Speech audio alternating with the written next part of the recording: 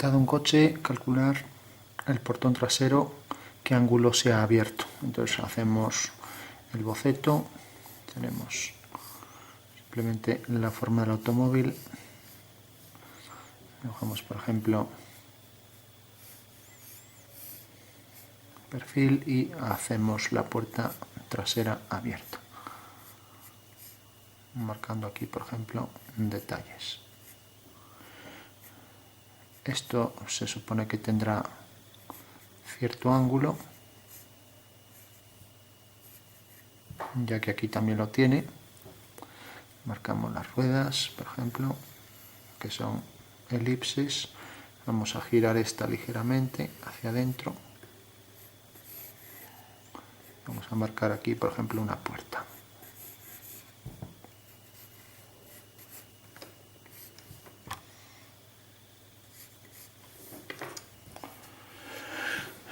Bueno, tenemos aquí entonces la carrocería.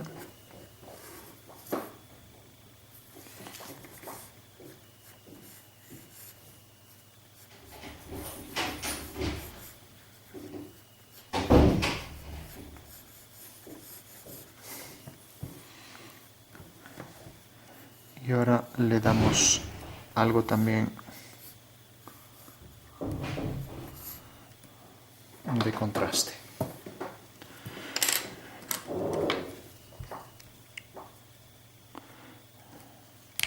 Pues vamos a darle, por ejemplo, aquí el hueco para la aleta. Aquí el de este lado, se verá sobre todo de este lado. Vamos a dar una tonalidad aquí para la rueda y aquí también.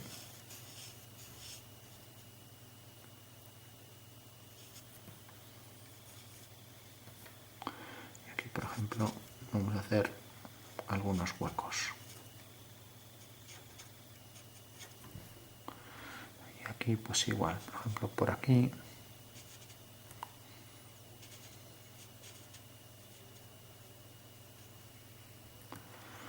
Bueno, por último, marcamos aquí, por ejemplo, un retrovisor. Aquí.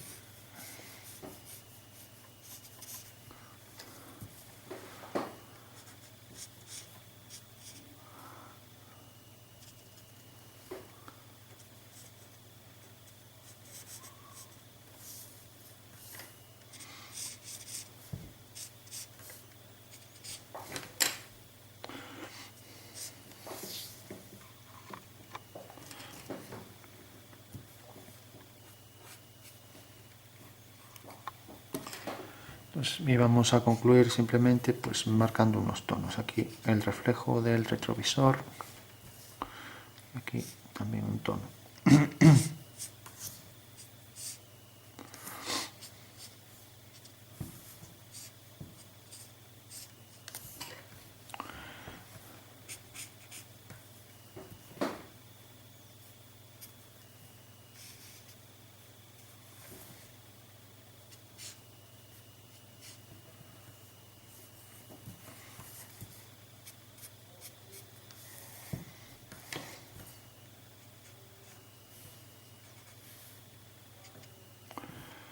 Bueno, sin entrar en detalles, pues simplemente se decía calcular el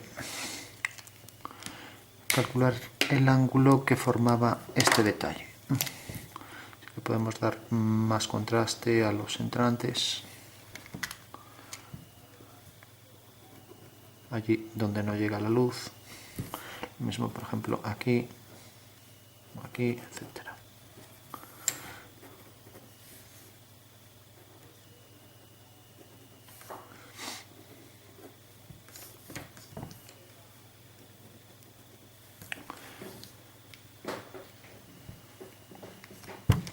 Bueno, pues ¿cómo calcular el detalle este? Pues simplemente tenemos, ahora ya nos olvidamos de los detalles, tenemos la carrocería del coche donde se apoyan las ruedas, por ahí hacemos dos líneas, obteniendo las fugas. Sabemos que el punto de vista está sobre este arco abatido, o sea que debe quedar sobre este arco. Y por último, si cogemos una rueda, resulta que es un cuadrilátero que está en perspectiva, entonces si hacemos la diagonal, este punto de medida me determina la posición al punto de vista, pero como involucra la semicircunferencia, hago centro aquí a un arco y tengo entonces ya el punto de vista abatido. Eso quiere decir que en realidad cualquier conjunto de líneas que esté sobre esta línea de horizonte o de desvanecimiento, por ejemplo teníamos el capó que venía por detrás, por aquí, y por ejemplo se levantaba bajo cierto ángulo. Estas dos líneas son paralelas, por tanto tienen un punto de fuga común y debe quedar esa fuga sobre esta línea vertical. Sabemos ya la posición del punto de vista y entonces si tenemos el punto de vista abatido, lo único que tenemos que pensar es que queda aquí y que la fuga de esas líneas está aquí. Entonces, como tenemos esta distancia del punto de vista al plano del cuadro, VP, entonces lo único que tengo que hacer es coger este triángulo de aquí y abatirlo, y entonces ya sabré que este es el ángulo que forman esas dos líneas, o la línea del cristal del capó con el plano, por ejemplo, con el plano vertical, que es el plano del cuadro. Entonces, simplemente uno este punto con este, hago un arco de centro F, entonces tengo ya que al unir este punto con este ángulo alfa es el que forman esas dos líneas con el plano vertical, ¿no? Esto simplemente, si recortamos este triángulo, lo puedo girar, traer aquí hasta el punto de vista y tengo que esta es la orientación de esas líneas, ¿no? Entonces lo único que hice fue abatir esas líneas hacia aquí, ¿no? Abatir ese triángulo hacia aquí y tengo entonces ya que en realidad las líneas esas, el ángulo que formaban es en realidad el ángulo que forma esta línea y esta, ¿no? Bueno, pues eso es el ángulo que forma respecto al plano horizontal, ¿no? Y luego tengo este ángulo que es el que forma respecto al plano vertical, beta, ¿no? Bueno, pues eso simplemente uniendo, y sé que las fugas deben caer exactamente pues donde tienen la fuga las ruedas, ¿no? Pues ese sería el método para calcular este tipo de ejercicios, que todos se hacen igual. Aquí podemos corregir la elipse, no es fácil hacer, pues por ejemplo cerrarla un poco más y aquí ya terminar la rueda, ¿no?